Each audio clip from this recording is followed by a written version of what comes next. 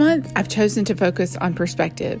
And whenever I choose a focus like that, I learn a lot about myself and about other people. One thing I know about myself is that I tend to assume people think like I do, that they see the best in others, that they act with curiosity and genuineness, but that's not always true. Recently, I had a conversation that got stuck in a loop in my mind for 3 days. 3 days!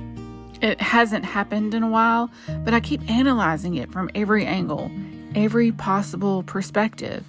And yes, that's typical of a counselor, but this time it felt different. It was really hard for me to understand the other person's point of view. I knew I needed a perspective shift.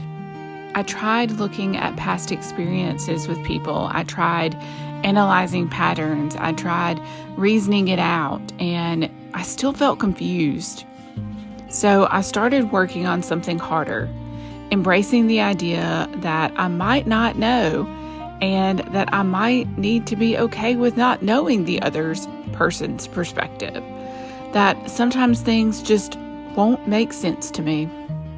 I went on long walks. I spent time with family, and I tried new craft projects. I worked on my paintings. Those things helped me leave my mind, but every time I found myself alone again, my thoughts came racing back. I felt like my integrity as a person had been questioned, like beliefs people held about me weren't true. And I realized something important. Trying to force someone to believe differently was actually my struggle. They weren't worried about my integrity. Only I was. After giving myself some space, I talked it through with a few people. And as a counselor, that makes sense. Talking helps me. And it did. The people I talked to helped me see things from a different angle. They reminded me that not everyone thinks and feels the same way I do. We all come from our own experiences, and those experiences shape how we perceive things, right or wrong, intentional or unintentional. So I chose to look at it through a new lens, a learning lens.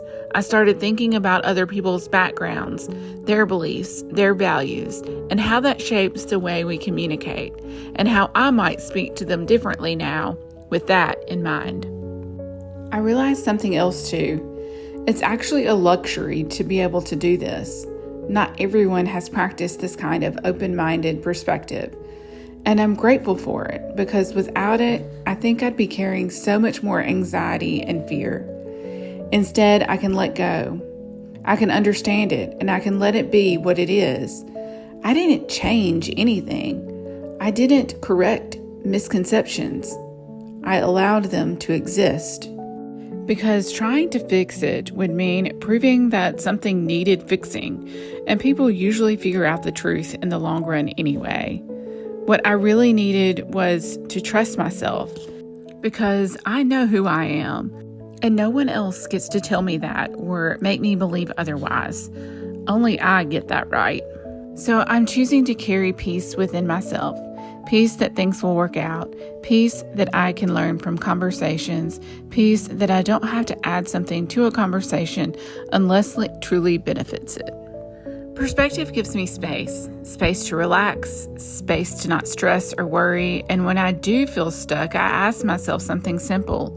Will this affect me next week, next month, next year? And honestly, most of the time, the answer is no. This isn't a one-off. It's happened before, mostly at work. And when you work with a lot of people, that makes sense. Misunderstandings happen. Frustration builds. Things get interpreted in ways you didn't intend. My default reaction is always the same. I think I need to fix it. I replay conversations. I think about what I should have said differently. I wonder how it landed. I worry about what people think. And I've noticed that when this happens, it's not really about the situation anymore. It turns into a loop. A while back, during a season when I felt especially overwhelmed, I tried something different. I had so many frustrations swirling in my head that I decided to write them all down, every single one. At first, it just felt like a list of everything that was wrong. Too much, too overwhelming, like my life was spiraling.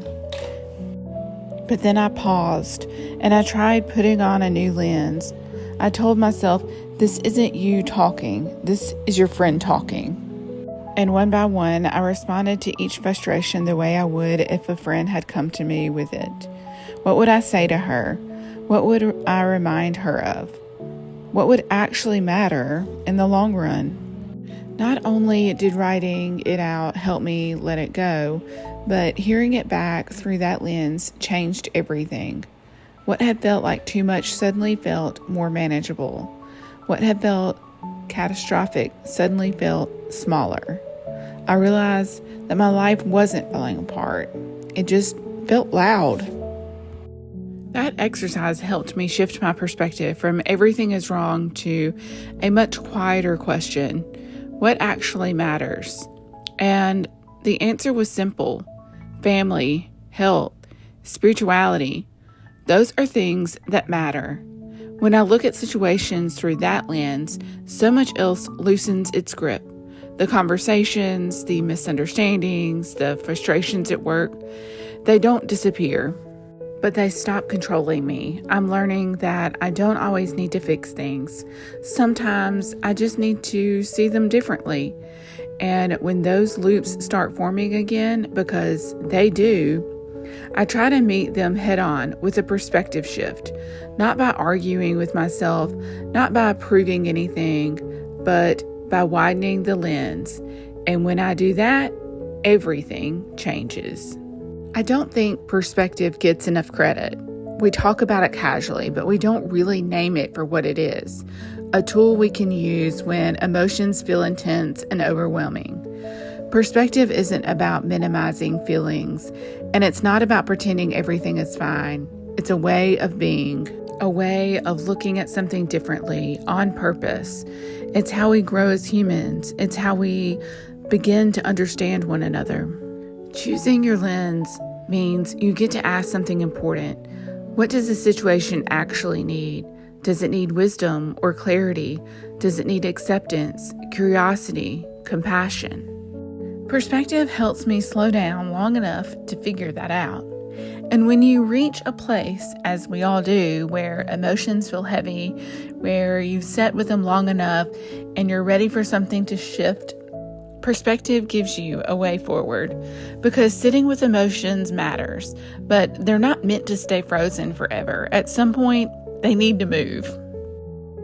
So when I notice myself stuck, I try different things. I journal my thoughts. I go for a walk. I make art. I talk with a friend.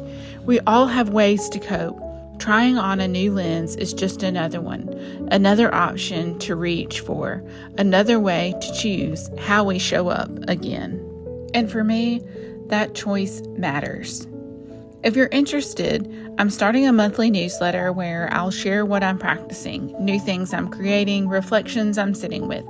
And I'll send a free phone screensaver each month with an affirmation that connects to how I want to show up in the world. Just something simple, something steady, something you can carry with you.